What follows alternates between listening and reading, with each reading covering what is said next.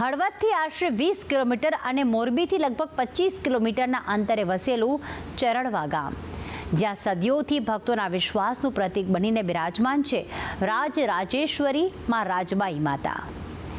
આશરે 550 વર્ષ પુરાણું આ પાવનધામ આજે પણ અખંડ શ્રદ્ધા, વિશ્વાસ અને ભક્તિનો પ્રકાશ ફેલાવે છે।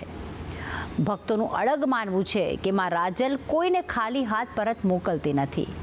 જે ભાવથી આવે છે તે ભાવથી માતાજી કૃપા વરસાવે છે।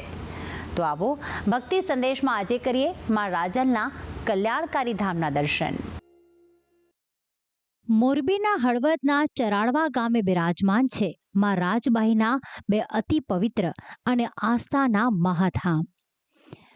પશ્ચિમ દિશામાં આવેલું મંદિર તે પાવન સ્થાન છે કે જ્યાં શક્તિ સ્વરૂપા માં રાજબાઈનો જન્મ થયો હોવાનું ભક્તો માને છે અને જ્યાં આજે પણ માતાજીની ઉપસ્થિતિનો અહેસાસ દરેક દર્શનાર્થીને થાય છે। જ્યારે ઉત્તર દિશામાં આવેલું મંદિર માં રાજલનું પીઠ મંદિર છે,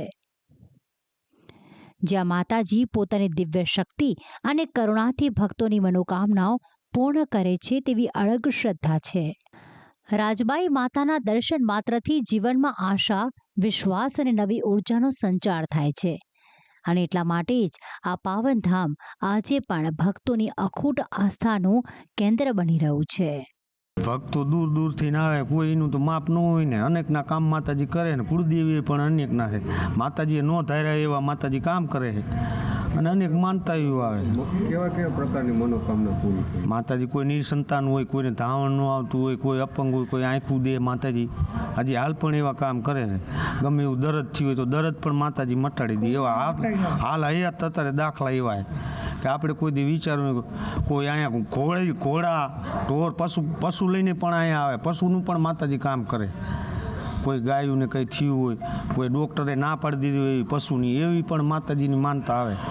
રાજરાજેશ્વરી રાજબાઈ માતાએ અનેક દુખિયારા ભક્તોની મનોકામનાઓ પૂર્ણ કરી છે। સ્થાનિકો અને ભક્તોના જણાવ્યા અનુસાર 70 વર્ષ સુધી નિસંતાન રહેલા દંપતીને સંતાન પ્રાપ્તિ થયાના ચમત્કારિક દાખલા આજે પણ જોવા મળે છે। ખાસ કરીને પ્રસૂતિ બાદ માતાઓને દૂધ ન આવવાની તકલીફ હોય તો માં રાજલ સમક્ષ શ્રદ્ધાપૂર્વક માનતા રાખવાથી આ તકલીફો દૂર થતી હોવાની માન્યતા છે। એટલે જ અનેક માતાઓ અહીં આવીને માતાજીનો ઓટો વાળે છે અને માનતા પૂર્ણ થતા આભાર વ્યક્ત કરે છે। ચરાડવા ગામે રાજબી માતાજીનો જન્મ સ્થળ છે અને અમારી પાછળ તમે જોઈ શકો તે રાજબી માતાજીનું મંદિર છે। માતાજીના મંદિરે હજારો શ્રદ્ધાળુઓ સમગ્ર ગુજરાત નહીં પણ સમગ્ર દેશમાંથી આવતા હોય છે। માતાજીએ અનેકના કામ કર્યા છે, જેને શ્રદ્ધા અને વિશ્વાસ હોય તેને માતાજી કામ કરે છે। માતાજીએ 70 વર્ષે દીકરા દીધેલાના પણ દાખલા છે। મંદિરની અંદર ઘણા બધા ફોટા છે, એ બધાએ માતાજીએ દીકરા આપેલા છે અને જે મહિલાઓને સ્તનપાન કરવા માટે જ્યારે સ્તનમાંથી ધાવણ ન આવતું હોય ત્યારે માતાજીનો ઓટો વારે ત્યારે તેમને ધાવણ આવે છે, તેવા પણ અનેક દાખલાઓ માતાજીને આ રૂબરૂ છે અને ઘણા બધા લોકો શ્રદ્ધા સાથે ચરાડવા આવે છે। અને ચરાડવા ગામની વાત કરવામાં આવે તો જ્યારે દીકરીના લગ્ન થાય ત્યારે દીકરીને જ્યારે વરાવવામાં આવે ત્યારે રાજબીમાના મંદિરે છેલ્લા દર્શન કરી અને દીકરીઓને વરાવવામાં આવે છે। બીજા નંબરમાં કોઈ શ્રદ્ધાળુઓ જાત્રા કરવા જતા હોય, ચારધામની જાત્રા કરીને આવ્યા હોય ત્યારે પણ રાજબીમાના મંદિરેથી જ ગમે તે સારા કામનું પ્રસ્થાન થાય છે।